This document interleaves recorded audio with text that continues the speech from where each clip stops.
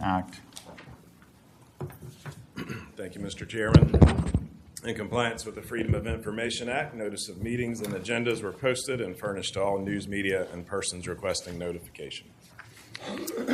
Thank you. And if everybody's had a chance to review the meeting notes from February 11th, could we get a motion for approval?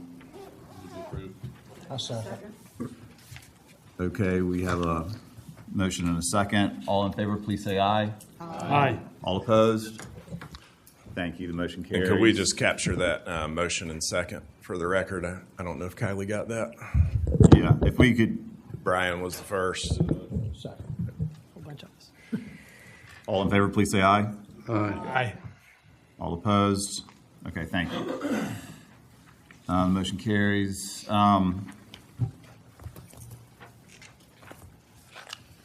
So do we have any general public comments from those that have signed up? No, sir. Okay. All right. Eric, do you want to hit on the old business? Yes, sir. One item for old business that I have for you. You'll recall last meeting we presented some recommended changes to the Greenbelt Rules and Procedures document. The first of these changing the meeting schedule, which we will post for each year for a meeting to be held at least once each quarter or as deemed necessary by the chairman, and that regular meetings will occur on the second Wednesday of the month unless rescheduled by the chairman. The remainder of the changes are trying to streamline the deferral process. You'll recall we're eliminating the requirement where if the GAB does recommend deferral, then the project does not need to go back to the subcommittee. It will just come back to the GAB whenever that requested information is available. And that's what these changes reflect. Great. Is it okay to have a motion for both, or do we have to vote on them separately? Hey, Mr. Chairman, and then it's all one item. Okay, great. If we could get a motion for approving these. Move for approval. Second. Thank you. We have a motion and a second. All in favor, please say aye. Aye. All opposed? Thank you very much. Okay, so new business. Moving on to the winter project application presentations. All right, as you know, we have 5 projects for your consideration today, and those 5 projects are listed there in front of you. There are 4 rural, 1 located in the urban area. 4 are fee simple acquisitions, with 2 of those likely being reimbursements. 1 of those is a conservation easement. If approved, it would protect over 904 acres. And you can see the subcommittee recommendations over there on the far right column, with 4 of the 5 recommended for approval and the Humbert Woods project recommended for deferral. This is the map showing the location of all 5 projects.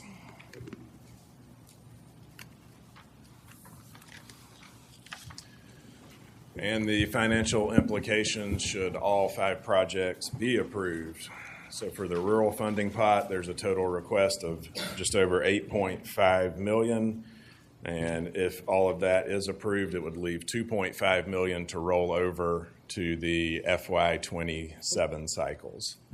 The one urban request is for $3 million. City of Charleston, they have $4.5 million available, leaving them $1.5 million again to roll over to FY27. Overall, total rural and urban is that $12.2 million request with $18.3 available, leaving a total of $6 million, just over $6 million if all 5 projects are approved.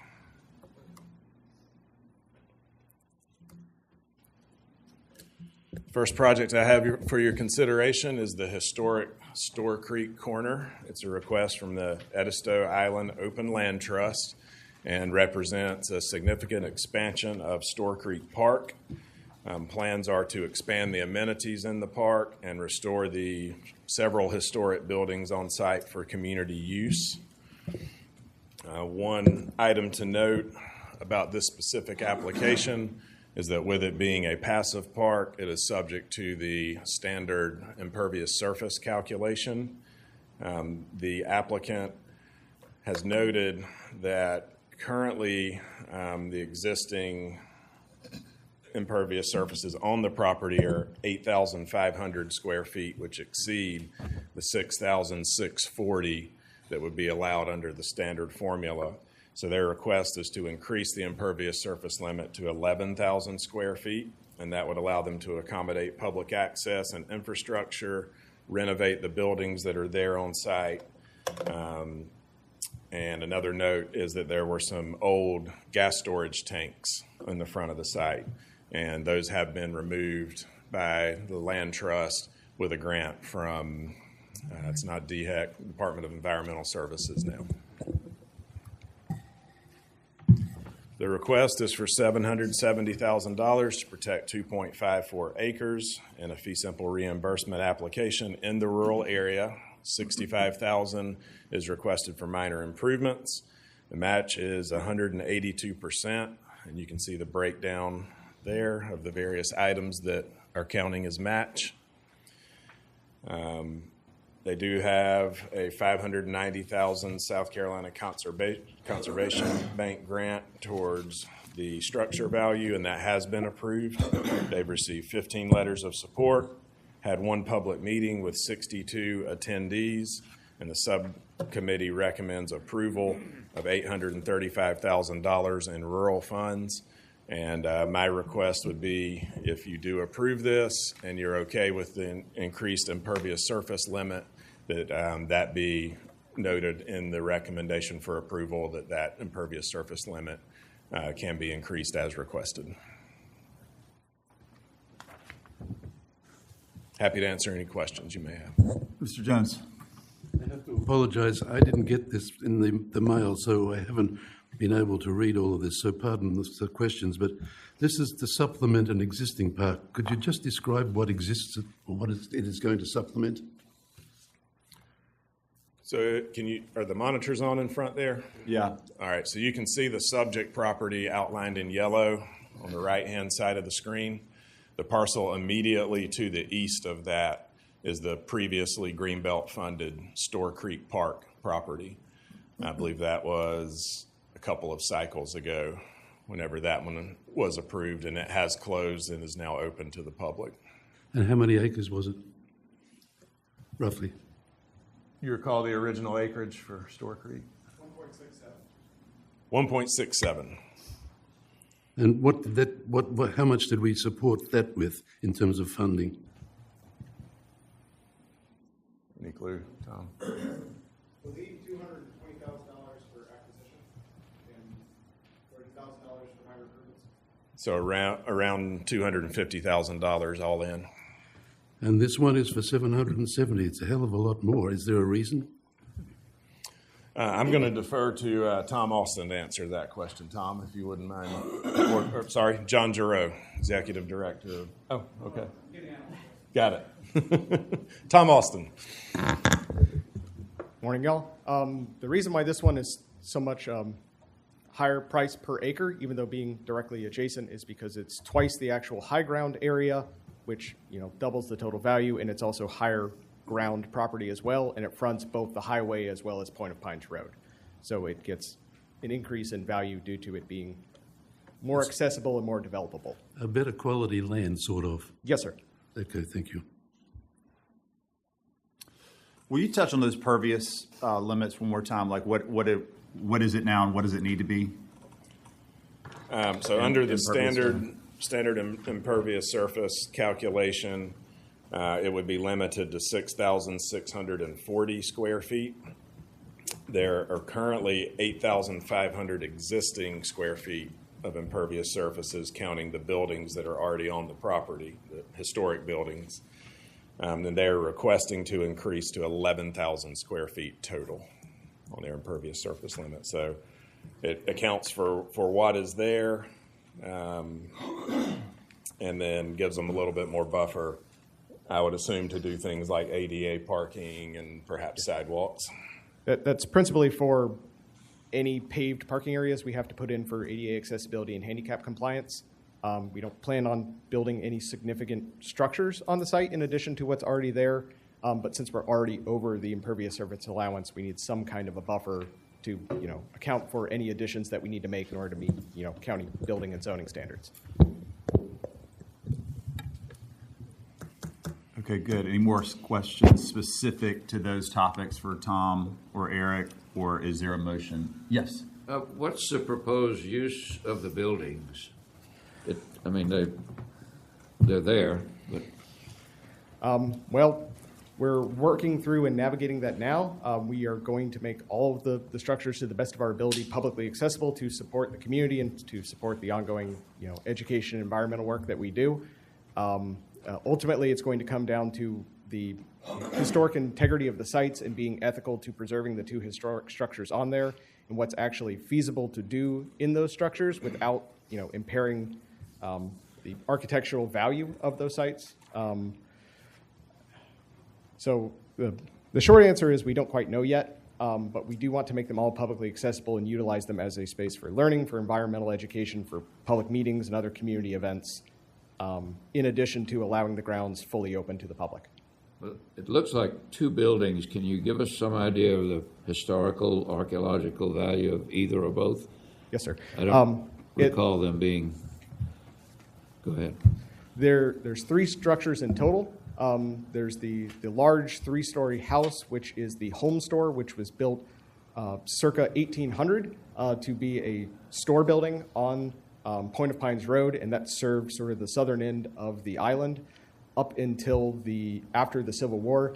Following the Civil War, the second structure, the smaller property at the northwest corner, is the Bailey store that was relocated from Eddingsville Beach in 1870. That was built approximately 1820 and then was moved after the Civil War.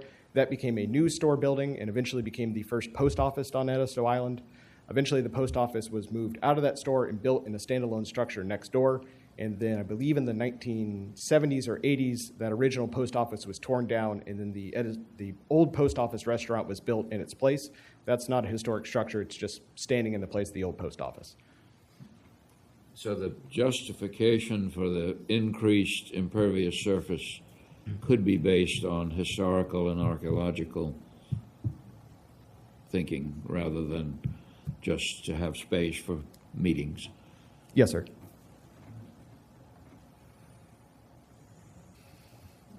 Make a motion to approve. Okay. To include the increase as requested for the impervious surface limit up to 11,000 square feet. Thank you. Second. We have a motion and a second. Any discussion?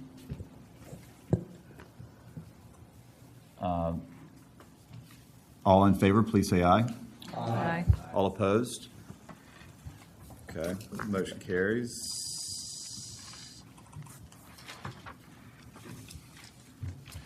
Next project for your consideration is the East County Recreation Site. The application was submitted by Charleston County Park and Recreation Commission. As you can see, it's located off of Highway 17 North and near the intersection of Guerin's Bridge Road, immediately adjacent to the surf soccer facility. It is intended to be the Park Commission's regional park to serve the East County. It is very high on their priority list for actually putting funds into development and getting it open as quickly as possible. The Greenbelt portion is outlined in yellow. However, PRC intends to purchase this blue portion as well with non-Greenbelt funds. And in that section are going to be the more intensive uses. They're planning for a pool, most likely a splash pad, some indoor facilities, lots of impervious surfaces. So they chose not to seek Greenbelt funding for that portion, but rather the remainder of the property. The uses for the whole park could include trails, boardwalks, athletic fields, playgrounds, canoe and kayak launch for the pond, a disc golf course, basketball and/or tennis courts. The total acreage is just under 80 acres for the Greenbelt portion. The request is $4 million for acquisition and a fee simple reimbursement request in the rural area. Match is 146%, and the bulk of that comes from PRC's planned investment and improvements to open up the Greenbelt portion of the future park. I will tell you there were some questions about the appraisal following the subcommittee meeting, and PRC decided to go ahead and get a second appraisal from a different appraiser, and that appraisal just came in last week and did confirm the original appraisal. They are expected to close within the next few months. Thereby, it could be a reimbursement request. 3 letters of support were received. 1 public meeting was held. The subcommittee did recommend approval of $4 million in rural Greenbelt funds. And we're open to answer any questions you may have. Mr. Jones? I mean, the PRC knows what it's doing, I'm sure, but prior to you making that comment, $50,000 per acre, wow. And I'm glad that there was a second opinion, but does this indicate really the inflation rate of land in this area? I mean, $50,000 for a lot that's 80 acres seems to be very large. Well, I'm not an appraiser, and we've had the two appraisals done that came in very, very close to each other, so I would have to defer to the professionals on that, Mr. Jones. Okay. I think the answer is yes. It does reflect the inflation of land You're value. going to see that number come up again on a later project, too. Any other questions? I have a question, Yes. probably for PRC staff. Could you update us on the status of the development of the Rifle Range Road Park, which was also a Greenbelt funded project, as well as Laurel Hill Park that I know is also managed by PRC? So feel free, come on up, but I will tell you, usually Matt Moldenauer is here to present this stuff, and he is on vacation this week, so he could not attend. If there's any questions that they're unable to answer, we'll get you that info. Hi, my name's Anna Grace Ritchie. I'm a planner with Charleston County Parks, and this is my colleague, Paul Genegrasso. Those 2 properties, we are still in long-range planning processes with those. We are limited to some easements there that have changed some planning processes, but a part of our long-range planning and our PARFA plan is to figure out what our best uses for those properties are. A lot of questions have come up with those sites regarding, possible pool in this area, and after a long, intensive search for a property, this is the best property that we've come across for a recreation site for the East County, and really think this will be a tremendous asset to the county. But we continue to work on planning efforts for those properties as well. Is the connectivity to this site only Highway 17? Yes. Basically vehicular traffic? Correct. We are working on some legal agreements in the closing with the surf soccer complex right there. There's a shared parking lot that is on the attached to the more intensive usage part that's not applied to Greenbelt funding. But yes, the access will be off of Highway 17. Any other questions?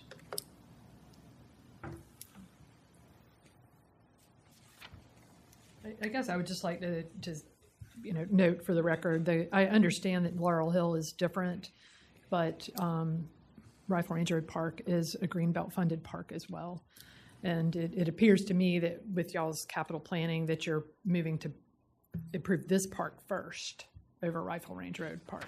Is that accurate? That is accurate. We're limited by a lot of easements on the Rifle Range Road property right now. And so we're working on what access would be there, but this park right now is a very high priority for us. This is a project that I'm leading with a coworker named Kevin Gillum that's a project manager, and we've already begun the master planning process here, And our plan is to have folks on this property in the next 1 to 5 years. We're planning to acquire master planning services this summer to procure that. So I can assure you this is a very high priority for Charleston County Parks.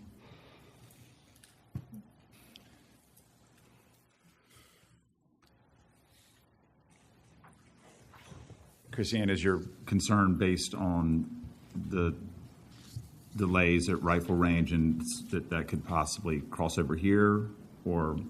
Well, I just, the timing of it all, because I know that we as a group, and Eric, you could probably speak to it further, look for, a certain time frame for things to be accomplished that were maybe expressed in the original applications. Mm-hmm. And so that's why I'm primarily asking about rifle range and road park. I mean, obviously I've got a self-interest for town of Mount Pleasant. I'm not aware of any easement conflicts on the property. So I'm just curious where that stands in terms of capital planning and when that particular park might progress. Mm-hmm. And to clarify, you said 1 to 5 years? Yes, to have people on this new East County recreation site. Yes, sir. Okay. I'm not expressing an issue. I'm just, I want to just understand the timing and the capital and why this one over that one, timing-wise. So. Okay, well, any thoughts or motions pertaining to this project?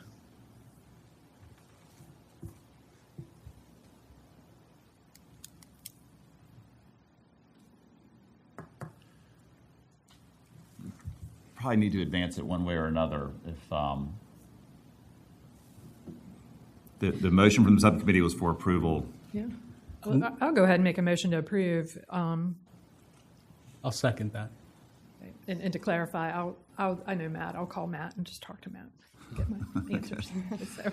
Brian. I'll second that, and also I'll just mention this is a challenge that we have regionally in that we've well funded the Greenbelt funds and the acquisition of lands, but we have not well funded the development of the capital projects you need to make those parks available to the public in the same way. And so that's why part of our advocacy for the transportation sales tax was allowing for some additional funds to allow for public accessibility, because particularly as we use and utilize the Greenbelt program, not only for conservation and wildlife and habitat protection and water quality, et cetera, but also it is a way in which we can mitigate the impacts of the growth we're experiencing, particularly in some of these areas. And not having the funding at the Charleston County Parks and Recreation Commission to develop these projects is challenging, not only because we're not providing those opportunities to the public, but it's also erodes trust a little bit in that, hey, you guys saved 450 acres over here, but we had nothing to do there, right? And so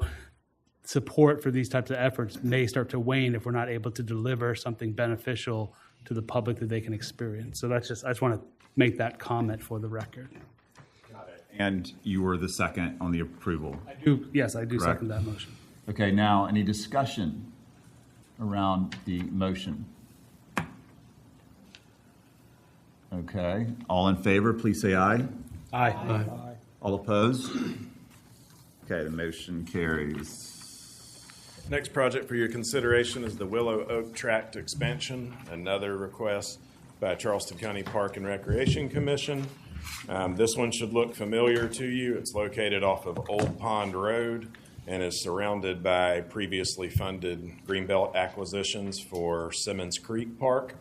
It is the small rectangular yellow outlined out parcel right along Old Pond. So the intent of this application is to prevent any, development of that would encroach upon the park area and to kind of square off the parcel there.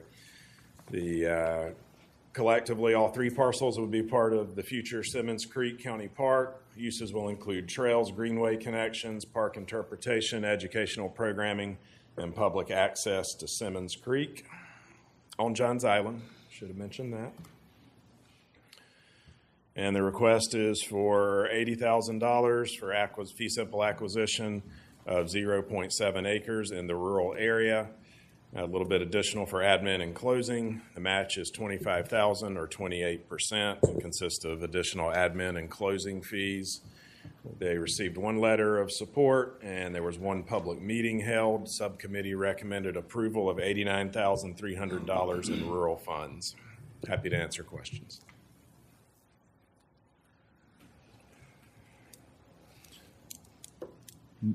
Yeah. I noticed that the score for this was not very high, but I also understand that this is really kind of cleaning up a gap in the broader project. And so I assume the low scores, and I wasn't in subcommittee, I didn't watch it. So I'm just assuming that the conversation where there was, is it worth X amount of dollars for this small amount of land? But it is part of a significant piece of a larger puzzle. Is that accurate? That's correct, and the primary reasons it scored lower, the match is 28%. Of course, the overall request is fairly small as well. There wasn't a whole lot of, I don't think, public outreach to try and gather those letters of support. There's really no partners involved in this one, and you can get up to 10 points for that. So I think those are the primary reasons this one scored lower. Thank you. Any other questions or perhaps a motion? Thank you, Second. Brian. Adam, you second? Yes. Okay. Any discussion? All in favor, please say aye. Aye. All opposed? Okay, motion carries. Next project for your consideration is the Dill Property Project, a request from Low Country Land Trust. This is a large parcel located off Riverland Drive, adjacent just south of James Island County Park and fronting the Stono River, outlined in yellow there. It's currently owned and managed by the Charleston Museum as a wildlife refuge and restricted educational sanctuary. It would be an urban area conservation easement with continued restricted access, which means they do allow groups to go onto their website, school groups to sign up for tours, or really any large groups to sign up for tours of the site. In addition to the ecological and nature values, there's a lot of history on the site, primarily related to, or a lot of it related to defense of Charleston, with several earthwork sites located on there. So lots of historical significance. It is a total of 724.6 acres. The request is for $3 million from Greenbelt for this conservation easement. It is urban City of Charleston funds, and City of Charleston Council did approve the Low Country Land Trust to utilize their funds if approved by County Council at one of their prior meetings. Match is very healthy at 617%, with the bulk of that being the landowner donation of value of almost $15.5 million. There is also a state conservation bank application for $200 million that has been approved. There's also an application in for $1 million for the U.S. Fish and Wildlife Service, as well as some closing costs. The applicants received 11 letters of support. The subcommittee recommended approval of $3 million in City of Charleston urban funds, and we do have one public comment.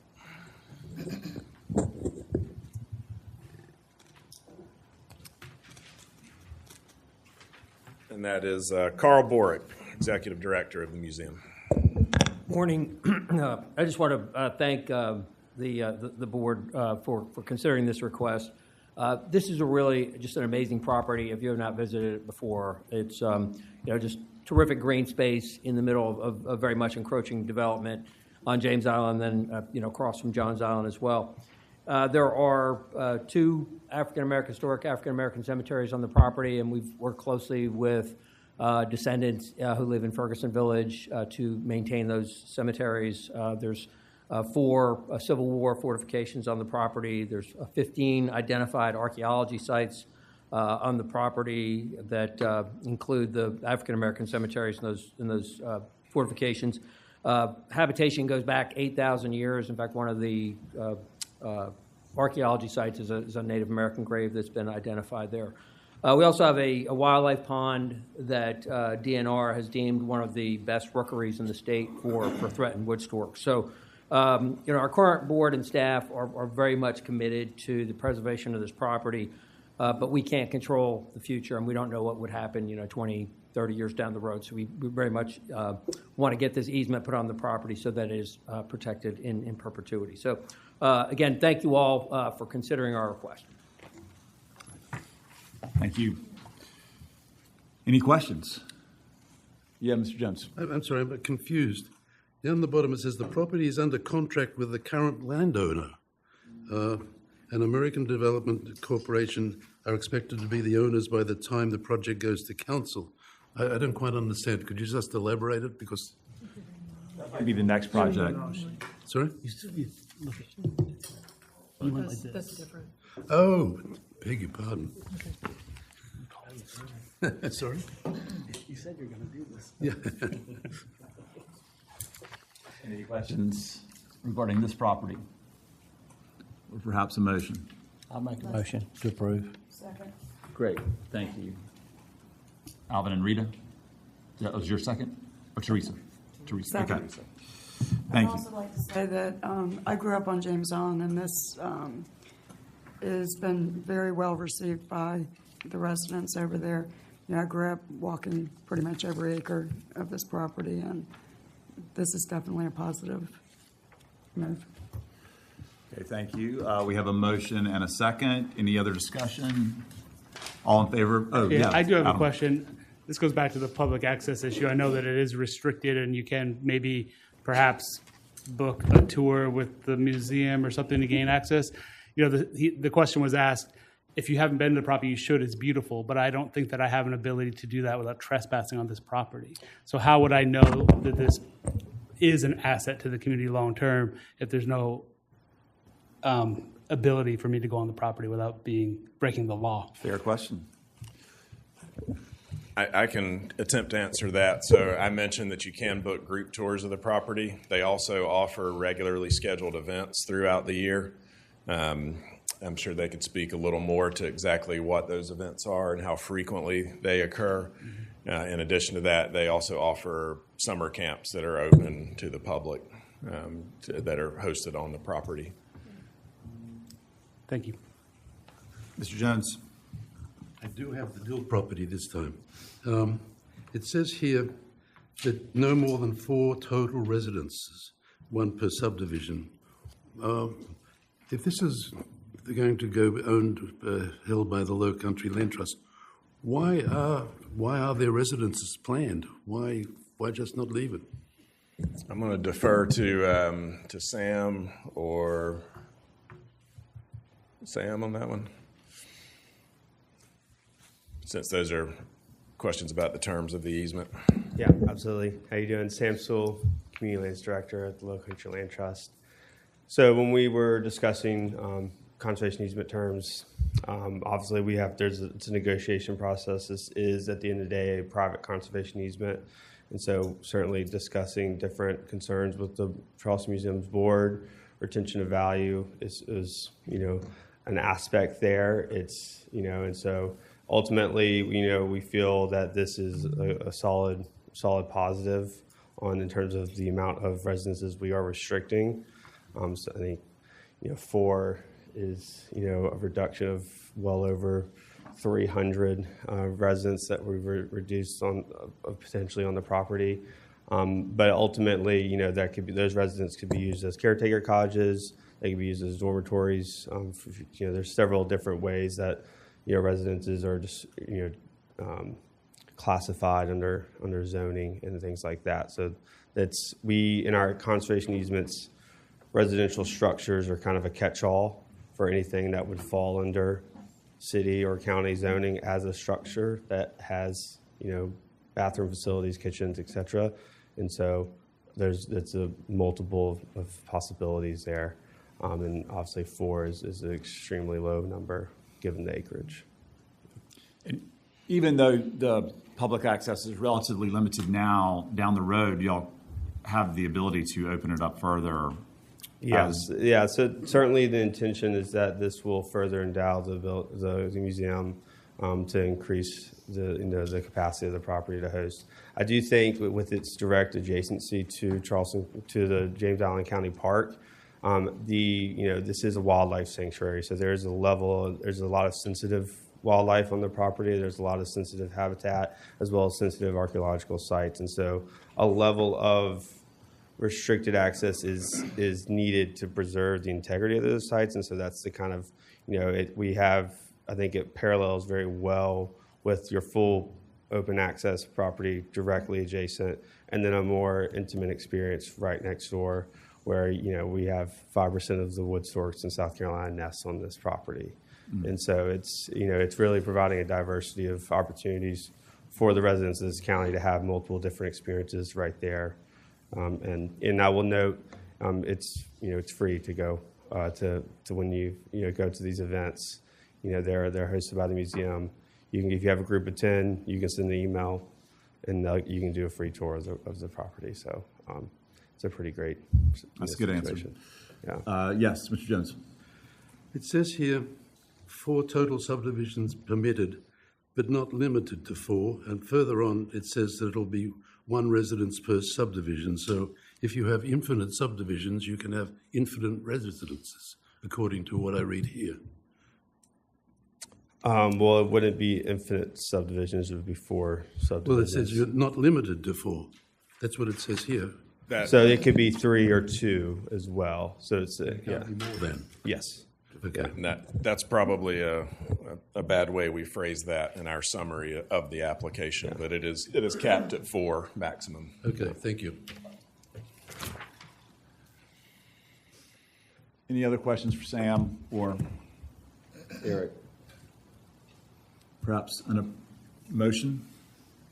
Motion to approve. Thank you, Teresa and Rita. Any other discussion?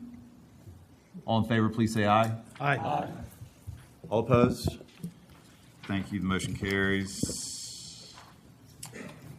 The last project application for your consideration is Humbert Woods, another request by Low Country Land Trust. This project is located off of Humbert Road and at the corner of Branges Road. The application, at my request, has been amended. Whenever they first applied, they were looking at Habitat for Humanity, who is developing an affordable housing home ownership project right across the street. They had talked to them about managing this future park, and we saw an opportunity to help balance conservation with affordable and workforce housing on a small portion of the site, which also served to reduce the Greenbelt ask. So there were a lot of questions in the air when this came through subcommittee, but ultimately Natalie with Low Country Land Trust has made some updates to the application, resubmitted, and she's going to give you a full presentation on the current facts of the project as it is now. But essentially the total acreage is 102.9 acres, 97.1 of that, everything outside of this purple line would be the dedicated park area, and the 5.8 section inside of that small out parcel would become Habitat's expansion on the housing portion. That exact portion area was chosen because it is directly on the road frontage, so easy access, and it is also the part of the site that would require no filling of wetlands, minimal impacts to trees, that type of thing. So between the first time Low Country presented this and now, there has been a $700,000 reduction to the overall Greenbelt request. Again, Habitat for Humanity will be the long-term owners and public stewards for passive recreation, and it is adjacent to the Sweetgrass Preserve neighborhood. So these current numbers do reflect the amended application, and again, Natalie will go into a little more detail on this, but the request is for $3.63 million for 97.1 acres fee simple acquisition in the rural area, with a match now at 35% or $1.28 million. That does include a landowner donation of value and a $700,000 state bank application request, as well as some minor improvements. The state bank request will be submitted next month. This is still pending an updated survey and the final appraisal, although there has been some verbal numbers that have been provided by the appraisal. The project has received one letter of support so far. The subcommittee recommended deferral, requesting additional details in a revised application reflecting the reduced Greenbelt request by subdividing a portion for affordable housing.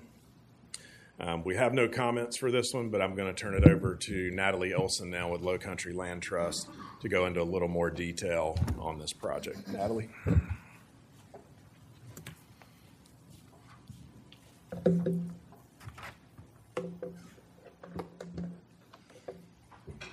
Thank you so much for this opportunity to present some additional information and to come back to you all after the deferral last month. This project has a fairly straightforward purpose. This is to preserve a remarkable place on Chance Island for the public while the opportunity remains. Humbert Woods is situated beyond the urban growth boundary, and it is one of the largest remaining unprotected, undeveloped properties in the area. This application is a fee simple application request for $3.6 million plus closing costs so that the land trust can purchase the property and transfer it to the Sea Island Habitat for Humanity, with it protected with a conservation easement for their management as a public nature preserve. If these 97 acres are developed under the existing zoning, the consequences will not be distant or abstract. They are immediate and enduring. There will be increased strain on roads and water, clearing of forests and wetlands, and with it, more flooding. These are not uncertainties. They are the natural and predictable consequences of such change. But there is another course, and it is a wiser one. With your support, this land can be secured. The centuries-old live oaks, the 50 acres of wetlands, and the other natural systems can be preserved. Its open character can be maintained, and its value extended to the public for generations. This project also fits into a broader effort to meet community needs. As Eric noted, a separate portion of the smaller parcel will support affordable housing through the Sea Island Habitat for Humanity, which is developing a neighborhood adjacent to Humbert Woods, and that neighborhood is connected to the Greenbelt funded Grayson Oaks Farm, which is also on Humbert Woods, or on Humbert Road. In time, the Humbert Woods Nature Preserve may also extend a growing greenway by nearly a mile, connecting neighborhoods, commercial areas, and existing green spaces, preserving not just land, but connectivity. For the avoidance of doubt, the Greenbelt application before you remains solely focused on the preservation of the 97 acres that is Humbert Woods Nature Preserve. This is a project that is clear in its purpose and sound in design. We have a full appraisal report for the 102-acre purchase, and we are waiting on the final appraisal report for the 97-acre parcel, as well as the separate parcel for the affordable housing component. We have a verbal confirmation from the appraiser that the values from our submitted appraisal report, which is $50,000 an acre, will be supported in the final report. And I just heard this morning that we will be receiving those final updated reports on Wednesday, a week from tomorrow. So we will have those in hand, and it will confirm the valuations that we've submitted in the application. In 1787, when Alexander Hamilton was advocating for the ratification of the Constitution, he wrote in the Federalist Papers that energy in government is essential to that security. What he meant by energy in government is a government that is capable of acting decisively, one that is able to respond quickly to threats or opportunities, one that is not paralyzed by delay, division, or a lack of authority. Energy did not mean recklessness. It meant effective, timely action in the service of the public good. And in this quote, security meant protection from internal stability, but more broadly, Alexander Hamilton believed that without a government that acted when needed, all other goals, economic stability, public welfare, long-term planning, would fail. This project is a moment to act. This land will be developed. if it is not purchased now for conservation. This is not speculation or haste. It is sound judgment and resolve. Humber Woods Nature Preserve is a strong application and a smart investment for the county. We moved quickly because the opportunity required it, and there's a plan in place to close on the property and transfer it by July. I'm happy to answer any questions you all have. Thank you again for this opportunity, and I'll show a few more photos of this beautiful property. Here's a better map also that shows the yellow is the easement area. As you can see, it excludes the 5.7 acre parcel, which would be the affordable housing component of the larger project. What we have sketched out here is draft trail plan based on wetlands and a 1 acre of maintained area up by where there's a historic school site and dozens of century-old live oaks. So that would be primarily the area for enjoyment by the public. But it also, through its connectivity through Grayson Oaks, which was funded by Greenbelt a year or two ago, it has the potential to provide connectivity across Johns Island in the future. Thank you, Natalie. And just so that we're clear on what down here. What we came to this meeting with, a deferral makes it harder for you, basically. Yes, Right. we have the property under contract, and our due diligence period is ending soon, and our earnest money will become non-refundable, and we will be full steam ahead towards closing. So the opportunity here relies on action by everybody involved, including the grant agencies, in their consideration of the projects. And so if there is a deferral, it will likely jeopardize this opportunity. And so I'm hopeful that we can talk through any questions you all have today and then provide additional information in the coming days so that we can continue moving forward with the project and not lose this opportunity. And your appraisal was also supported by an additional appraisal 3 years prior, correct? Yes. So the numbers are verified a couple different ways. Absolutely. Right. This is it's in line with projects in this round. It is these valuations of $50,000 an acre is in line with other appraisals in this area that we're working on a number of projects on Johns Island. It is supported by those. The appraisal for Grayson Oaks, when you all approved that grant funding, that appraisal provided a fair market value of $4 million for 94 acres. That was $40,000 3.5 years ago. Prices have only gone up. Charleston is fastest growing in the region. Johns Island is especially threatened outside of the urban growth boundary, where there's a lot of land like this that's in rural neighborhoods and really could go either way to more subdivisions or stayed as rural land. So it's absolutely supported by the sales comparables in the area. The appraiser said these appraisals are based on sales comparables. They're the experts, but they've indicated that something this, especially this minor of a change from 102 acres to 97, and 2 weeks after we receive the final report, there's not going to be any significant change in the valuation. Any other questions for Natalie? Yes. Mr. Jones. There were a lot of words, and you may have said it, but just for my clarification, the affordable housing area, or where you plan affordable housing, is not, that area is not included in the Greenbelt funds. That is correct. Fine, thanks. Adam. This is for Eric, really. I know you know about affordable housing a bit since you're running that program now. Congratulations. Can you tell me about that? Do you know about that development and what the scale and scope of that development will look like? So yeah, right across the street, they're doing the traditional habitat model, single-family homes, where the purchaser puts in a lot of sweat equity and gets a lot of education leading up to actually closing on that home. This would be an extension of that project. I think that we estimate maybe around 10 homes could go in there, depending on site specifics, avoiding grand trees, things like that. Thank you. Any other questions or perhaps? Yeah, I've got one. Okay, excuse me, Brian. The access, will that be through that housing development, or will it be access from the housing development and also directly from the street? And will there be parking there?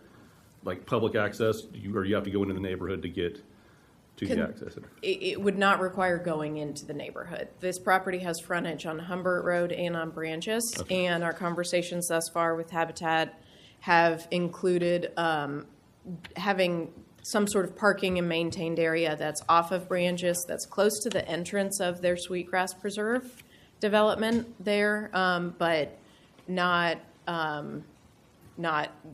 part of the development. You wouldn't have to go through that neighborhood. The idea is that it would be a public place for the entire surrounding community, not just the new housing.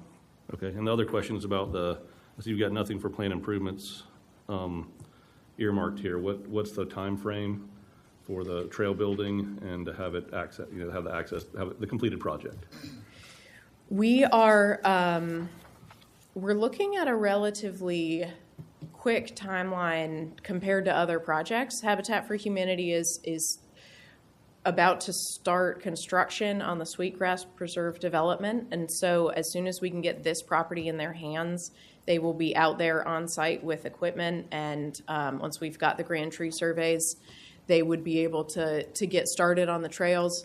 We have committed to raising, I think in the application it says $25,000, but we have a goal of $50,000, and we're well on our way of privately fundraising that money to have in the bank account to start spending on fences and parking areas and that sort of thing as soon as Habitat has this property in their hands. So the idea would be that the transfer would occur in July, and we would have the subdivision done by then, and so they would start their tree surveys and land work as soon as they were taking a break from the Sweetgrass Preserve development. So the idea would be to get it online within the next 5 years would be conservative, I would think. I have a question. Yes. Yes. Did you say that the original appraisal was like 3 years ago for Grayson Oak? That was for Grayson Oaks. Okay. All right. The appraisal that we received for the full purchase that the land trust is making here, which is 102 acres, we received that 3 weeks ago, 4 weeks ago. Okay. Right before the last meeting, I believe. Okay. So are y'all primarily working with the Loy family, or are you working with American Star? We are working with American Star. Those developers have the property under contract, so they are in control of the property. So we have the agreement to purchase from them. Okay. Well, I am familiar with American Star, and if they have it under contract, they are planning to develop it. And so I would see this as a threat. So Threat is confirmed. Yeah. Okay. All right. Well, perhaps. Well, maybe I could make the motion. I would motion for approval pending the confirmation of the appraisal, which is. The subcommittee wanted to defer it. It's my understanding the subcommittee wanted to defer it for just all the various loose ends that weren't in place, the biggest of which was the appraisal. And, it should also probably be noted that if the conservation bank for some reason doesn't come through with that grant, that gap would have to be covered outside of Greenbelt funds, or the deal would be off. So we kind of don't need to make a provision for that, I don't think, correct, Eric? We can just make it dependent on the appraisal, and that would cover us. Yeah, just like any Greenbelt project with multiple funding sources, you're only approving the Greenbelt funds, and if other funding doesn't come through, they find that elsewhere, or they withdraw their application and do not get the Greenbelt funds if they're unable to close. For you, Eric, are there any other loose ends that we're not thinking of that we need to consider? You said pending the appraisal as a special condition. I would just note a little more specifically that pending the appraisal does not come in lower than what has been provided so far. Okay. Yeah, so I'll follow through with that motion, provided the appraisal comes through at the value stated or higher. Yeah, perfect. A second. Okay. Any discussion around this motion? No? Okay. All in favor, please say aye. Aye. Aye. All opposed? Okay, thank you. Motion carries. When you think AG, how was AG? All right, just a few reminders for both the board and our applicants. Of course, this is subject to the county council chairman setting the agenda, but we anticipate these recommendations going to county council's finance committee on April 23rd, and then full county council will consider finance committee's recommendations on April 28th.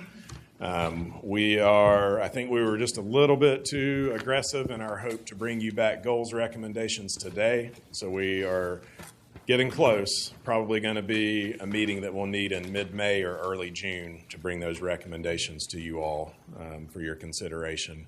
And then the last thing I wanted to remind you of is the recommendations or the public feedback for the potential transportation sales tax are going to be presented to council on this coming Tuesday at 5 p.m. So if you'd like to hear the most recent round of public feedback on the current draft plan, that'll happen on Tuesday, 5 p.m. right here, and also viewable just like our meetings on the YouTube channel. And that meeting is likely going to be well recorded and reported on, right? I mean, I believe so. Okay. Yeah, if the past is any indication, it'll get plenty of media coverage. Okay, good. Is there anything else anybody would like to discuss today? So we will look to have a meeting late May. Mr. Jones? I'm just interested. I've always thought for many years that many cases we need two appraisals, and I'm interested to see that the subcommittee thinks the same way. And so the question is, what does an appraisal cost? I know what it costs for a residential property, but for these appraisals, what does it cost? Is it such a burden to ask for a second appraisal and maybe make it a general policy?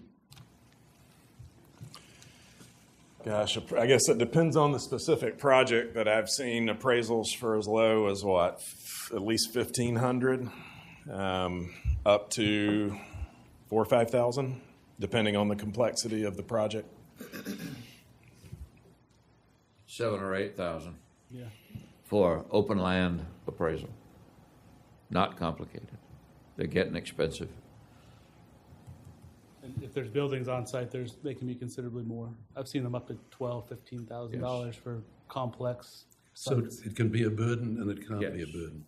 That's depending. Definitely. Okay. Site dependent. Any other questions, comments? Okay, so we'll look for a meeting late May, early June. Anything else here? No, sir. Okay, with that, we are adjourned.